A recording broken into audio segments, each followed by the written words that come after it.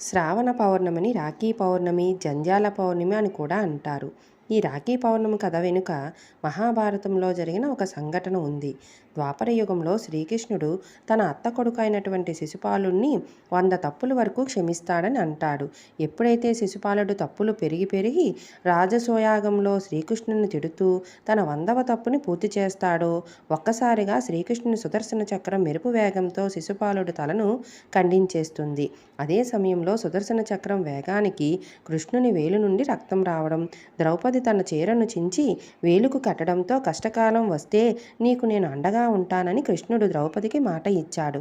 అదే మాటను ద్రౌపది వస్త్రాపహరణలో నెరవేర్చుకున్నాడు. అయితే శిశుపాలుడు తల తెగిపడ్డ ఆ శ్రావణ పౌర్ణమి రోజునే మనం ప్రతి సంవత్సరము రక్షాబంధన్గా జరుపుకుంటున్నాం. అయితే ఆ రోజు ఎవరి చేతికైతే రాఖీ కట్టబడుతుందో వాళ్ళు ఆ రాఖీ కట్టిన వారికి కోసం కృష్ణుడు ద్రౌపది కోసం నిలబడినట్టుగా అండగా నిలబడాలి.